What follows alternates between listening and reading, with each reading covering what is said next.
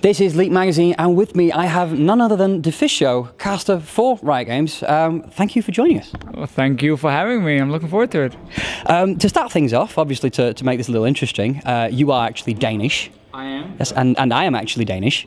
And we're going to sit here and speak English, because that's how this works. It's not weird at all. Not at all. With time now, it seems that things are slightly turning, finally turning, and you're beginning to get some of the credit that you've actually deserved all along. What have you done to turn this? So for me, I think the start was, trying to speak English on a daily basis. I mean, I had guys like Joe Miller, D-Man, Quickshot, making fun of me all the time if I mispronounced anything in the office. And then I also got a vocal coach and had lessons with the first one in Cologne and now a new one here in Berlin. So I had a lot of practice in terms of coaching in English, and then also just walking around at home, honestly, thinking about how would you explain certain things and does it sound correct to you, and do you have different ways of explaining the same thing, and use that to practice. And honestly, it's just been time. Talk English as much as possible, get the help you need, and then slowly but surely it's been getting better and better. I don't think it's where it should be yet. There's still some accent, there's still, a lack of few words here and there, but it's definitely getting a lot better. And while there were a lot of criticism in the start, honestly, I expected it. Because when I got this job, I'm like, okay, I sound very Danish. I've never done any casting in my life. I mean, I've done zero casting, not even 5 minutes. Not at all? Not at all. When I started as a caster, so I'm like, okay, this is gonna be so tough in the start for me, for the people listening, and so on.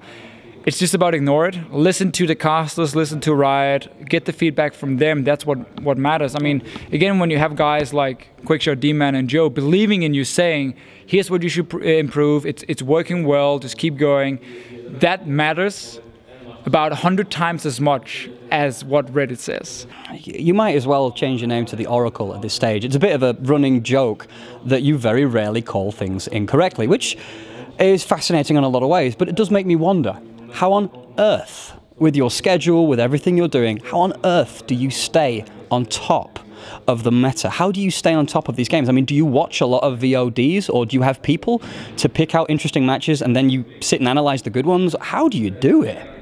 We don't have anyone helping in that case. I try to watch nearly every single region.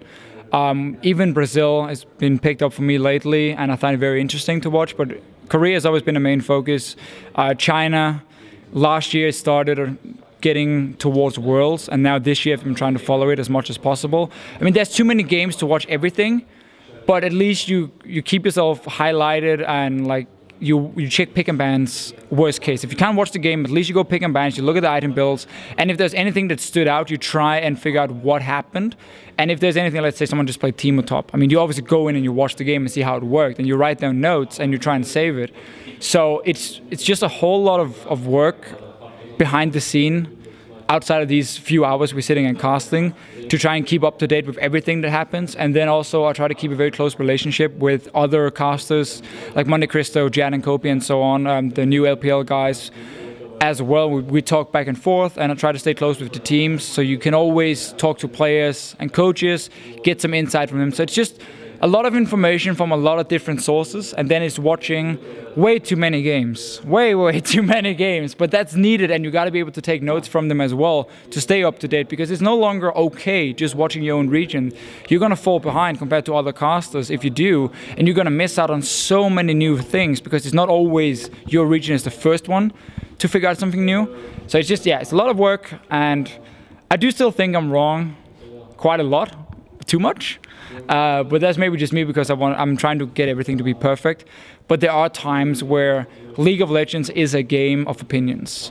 And one guy might think this item build is the best on a certain champion. I might disagree and think something else. So he might say, oh, that's completely wrong. And there might be a situation where it is wrong.